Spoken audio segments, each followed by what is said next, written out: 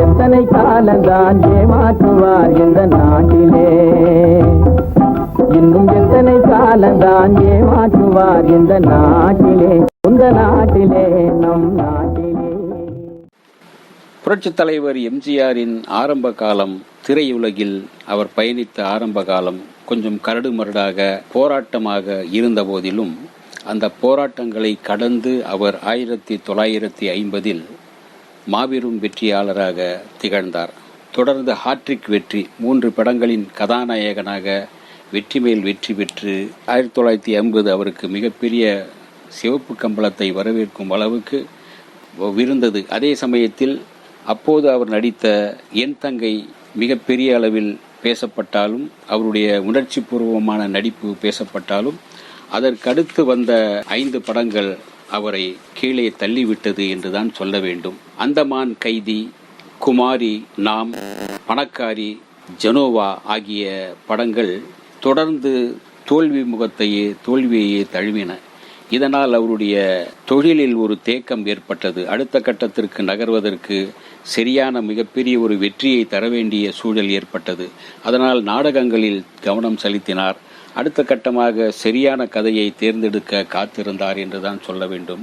அவருடைய காத்திருப்புக்கு மிகப்பெரிய ஒரு மகுடமாக வந்ததுதான் மலைக்கள்ளன். மலைக்கள்ளன் அவரை நிரந்தரமான ஒரு சூப்பர் ஸ்டாராக உயர்த்தியது என்றால் மிக இல்லை. இந்த மலைக்கள்ளன் உருவான கதைதான் கொஞ்சம் சுவாரஸ்யமானது. அதாவது இந்த மலைக்கள்ளன் என்கின்ற அந்த நாடகம் நாமக்கல் கவிஞர் எழுதிய அந்த நாடகம். அந்த நாடகத்தை அப்போது முன்னணியில் இருந்த சிவாஜியை வைத்து அதை உருவாக்கலாம் என்று பட்சிராஜா ஸ்டுடியோ அதிபரான ராமலு நாயுடு அவர்கள் தீர்மானித்தார். அதே போல சிவாஜியிடம் சென்று அந்த கதை சொன்னபோது அவர் இருந்த பிஸியால் அது ஏற்றுக்கொள்ள முடியவில்லை. வேண்டாம், அந்த படத்தில் கத்தி சண்டை இது போல் என்ற சண்டை காட்சியும் உண்டு. அவர் அதை ஏற்றுக்கொள்ளவில்லை. சரி, அதே சமயத்தில் அந்த கதைக்கு வசனத்தை யார் எழுதுவது என்று இருந்த காலகட்டத்தில் கலைஞர் கருணாநிதி அப்போது நன்றாக பேசப்பட்டார். எம்ஜிஆருடைய தொடர்ச்சியான வெற்றி படங்களுக்கு அவர்தான் வசனங்கள் அப்போது எழுதி கொண்டிருந்தார். எனவே அவரை வசனம் எழுத வைக்கலாம் என்று பட்சிராஜா ராமலு நாயுடு போயிட்டு கேட்டபோது, அது ஒரு காங்கிரஸ்காரர் நாமக்கல் கவிஞர் அவர்கள் எழுதிய நாவல், அதற்கு நான் வசனம் எழுதினால் வேறு மாதிரி போய்விடும், சர்ச்சைகள் ஏற்படும், எனவே நான் அதற்கு வசனம் எழுத விரும்பவில்லை என்று கலைஞர் கருணாநிதி சொல்லிவிட்டார். சரி, இந்த படத்தை தயாரிக்க வேண்டும், வேறு யாரை வைத்து தயாரிக்கலாம் என்று அவர் அப்போது யோசிக்கும் போது இசையமைப்பாளர் MS சுப்பையா நாயுடு மற்றும் சிலரும் இந்த கதைக்கு பொருத்தமானவர் எம்ஜிஆர் ஒருவர் தான் என்று சொல்கிறார். சரி, அது மட்டுமல்ல, இந்த கதைக்கு கருணாநிதி வசனம் எழுத வேண்டும் என்றால் எம்ஜிஆர் சொன்னால் உடனே அவர் ஏற்றுக்கொள்வார், அவருடைய நண்பர் என்று சொன்னதும் பட்சிராஜா உடனே எம்ஜிஆரை சந்தித்து வரவழைத்து பேசுகின்றார். மலைக்கள்ளன் படத்தின் அந்த கதையை நானும் படித்திருக்கின்றேன், நன்றாக இருக்கின்றது, சரி ஓகே செய்வோம் என்று சொன்னதோடு அவரே கலைஞர் கருணாநிதியை சந்தித்து, நண்பரே, இந்த ஒரு நீண்ட இடைவெளிக்கு பிறகு மிகப்பெரிய வெற்றி எனக்கு அவசியமாக இருக்கிறது, இதற்கு வசனம் நீங்கள் எழுதினால் நன்றாக இருக்கும் என்று நான் பிரியப்படுகிறேன், எனக்காக நீங்கள் வசனம் எழுத வேண்டும் என்று கேட்டுக்கொள்கிறார் எம்ஜிஆர். உடனே கருணாநிதியும் தன்னுடைய நீண்ட நாள் நண்பருக்காக அந்த படத்திற்கு வசனம் எழுதுகிறார். இப்படித்தான் அந்த மலைக்கள்ளன் உருவானது. மலைக்கள்ளன் திரைப்படம் ஏழைகளின் தோழனாக, பாமர மக்களின் பங்காளியாக எம்ஜிஆரை ஏற்றுக்கொள்ள வைத்தது. எம்ஜிஆரை யாருமே நெருங்க முடியாத அளவுக்கு உச்ச நட்சத்திரமாக உட்கார வைத்தது மலைக்கள்ளன் திரைப்படம். ஒரே நேரத்தில் 6 மொழியில் தயாரிக்கப்பட்ட திரைப்படம் இது. தமிழ், தெலுங்கு, மலையாளம், கன்னடம், ஹிந்தி, சிங்களம் என்று 6 மொழிகளிலும் உருவானது. தெலுங்கில் NTRும், ஹிந்தி சூப்பர் ஸ்டார் திலீப் குமாரும் நடித்தனர். ஆனாலும் அவர்கள் எம்ஜிஆர் போல தங்களால் அந்த அளவுக்கு அந்த நேர்த்தியான அந்த வேஷத்தில், முஸ்லிம் வேடத்தில் நடிக்க முடியவில்லை என்று அவர்கள் கொஞ்சம் தங்கள் விமர்சனத்தை சொன்னதும் உண்டு. தமிழ்நாட்டில் திரையிட்ட இடமெல்லாம் கூட்டம், திருவிழா போல கூட்டம் கூடிக்கொண்டிருந்தது. 200 நாட்கள் வரை ஹவுஸ்ஃபுல்லாக ஓடிய சூப்பர் கலெக்ஷன் செய்த படம் மலைக்கள்ளன். இந்த படத்தின் மூலமாக தான் எம்ஜிஆர் அவர்களால் TM சௌந்தரராஜன் என்கின்ற அந்த வெண்கல குரலோன், கம்பீர குரலோன் திரையுலகுக்கு அறிமுகமானார். அதுக்கு முன்பே அவர் பாடியிருந்தாலும் கூட அவருடைய பெயர் பட்டி தொட்டி எங்கும் பரவ காரணமாக இருந்தது இந்த படம்தான், மலைக்கல்லன் தான். மலைக்கல்லன் படத்திற்கு அந்த அலுவலகத்திற்கு ஏற்கனவே சென்று TMS பாடுவதற்கு வாய்ப்பு கேட்டபோது அவர்கள் உங்கள் குரலுக்கு இங்கே யாக வாய்ப்பு இல்லை என்று அனுப்பிவிட்டார்கள். பிறகு MGR சொன்னதனால் கூண்டு கிளி படத்தில் TMS பாடிய பாடல் மிக சிறப்பாக இருந்தது. அவரை வைத்து இந்த பாடலை எத்தனை காலம்தான் ஏமாற்றுவாய் இந்த நாட்டிலே என்கின்ற பாடலை பாட வைக்கலாம் என்று சொன்னார் MGR. அதனால் TMS அந்த பாடல் பாட இன்று வரையும் அந்த பாடல் கொடி கட்டி பறந்து கொண்டிருக்கிறது மக்களின் இதயங்களில், காதுகளில். அது மட்டுமல்ல, அந்த பாடலின் முதல் 2 வரிதான், அதாவது வேறொரு கவிஞர் எழுதியிருந்தார்.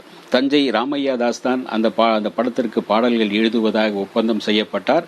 தயாரிப்பாளருக்கும் அவருக்கும் சண்டை வந்ததால் அவர் அந்த படத்திற்கு 2 வரி எழுதி எத்தனை காலம்தான் ஏமாற்றுவார் இந்த நாட்டிலே என்கிற எழுதி வைத்துவிட்டு சென்று விட்டார். பிறகு இந்த பல்லவியை பார்த்து விட்டதும் MGRக்கு மிகவும் பிடித்து போய்விட்டது. அந்த கவிஞரை சமாதானம் பண்ணி இந்த பாடலை வாங்குங்கள் என்றார்கள். அவர் எந்த வகையிலும் சமாதானமாகவில்லை.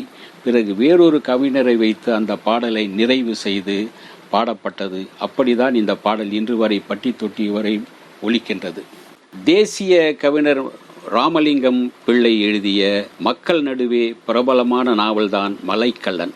இந்த நாவல் அன்றைய அரசாங்கத்தின் தமிழ்நாட்டு பாடநூல் கழகத்தால் அங்கீகாரம் செய்யப்பட்டு உயர்நிலை பள்ளிகளில் துணை பாடமாகவும் இருந்தது இந்த கதை.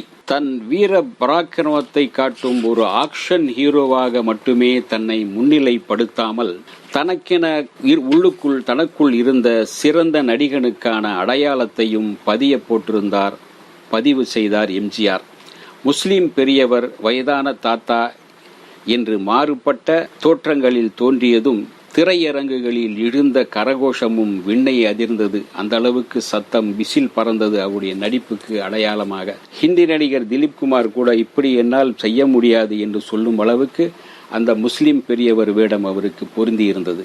MGRக்கும் பானுமதிக்கும் இதுதான் முதல் படம்.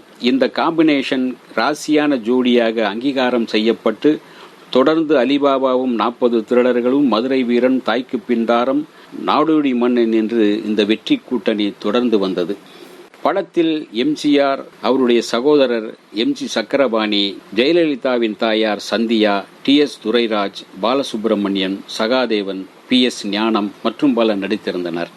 மலைக்கல்லன் படத்தின் கதை சுருக்கம். விஜயபுரி மிராசுதார் சொக்கேச முதலியார், இவரது ஒரே மகள் பூங்கோதை. இவளுக்கு முறை மாமன் ஒருவன் இருந்தான், வீரராஜன். அவனோ ஒரு பெரிய அயோக்கிய பயல். இவனுக்கு வாய்த்த அடியால் கொள்ளைக்காரன் காத்தவராயன், அடியாலை ஆட்டி படைக்கிறவன். குட்டி புட்டி என் ஜமீன்தார் என்றுதான் அவருக்கு பெயர். எப்போதும் குட்டியும் புட்டியுமாக இருப்பார். இப்படிப்பட்ட இவர் எப்படியாவது பூங்கோதையை, பானுமதியை அடைந்து விட வேண்டும் என்று கங்கணம் கட்டிக்கொண்டு பல முயற்சிகள் செய்கிறார். அந்த முயற்சிகளை எல்லாம் முறியடித்து அவனிடமிருந்து பூங்கோதையை காப்பாற்றுகின்றார் மலைக்கல்லன். ஏழைகளின் தோழனான அவன் ஏய்ப்பவர்களுக்கு கள்ளனாக மாறினானே ஒழிய கொலையோ கொள்ளையோ செய்யவில்லை. குற்றங்கள் நிவர்த்தியாகின்றன என்று இன்ஸ்பெக்டரே மலைக்கல்லனுக்கு சர்டிபிகேட் கொடுக்கும் அளவுக்கு, அந்த அளவுக்கு ஒரு நல்லவனாக மலைக்கல்லன் இருக்கிறார். அவர் ஏழையின் தோழர், எல்லோருக்கும் நல்லவர் என்று சொல்லி முடிவில் மலைக்கல்லன் யார் என்றால் பூங்கோதையின் முறை மாப்பிள்ளை என்று தெரிந்ததும் முடிவில் அவர்களுக்கே திருமணம் செய்து வைக்கின்றனர். 1954 வெளிவந்த அத்தனை படங்களையும் அதன் வசூலை எல்லாம் முறியடித்து மலைக்கல்லன் இமலாய வெற்றி பெற்று சாதனை படைத்து முன்னணிக்கு சென்றார். அதன் பிறகு MGRின் வெற்றி கொடி தமிழகம் எங்கும் பறக்க தொடங்கியது. மலைக்கல்லனுக்கு பிறகு அவரை யாரும் கீழே இருக்க முடியவில்லை. அவர் உயர்ந்து கொண்டே போனார். இந்த வீடியோ உங்களுக்கு பிடிச்சிருந்தா லைக் பண்ணுங்க, ஷேர் பண்ணுங்க, கமெண்ட் பண்ணுங்க, சப்ஸ்கிரைப் பண்ணுங்க, மறக்காம பெல் ஐகானை கிளிக் பண்ணுங்க.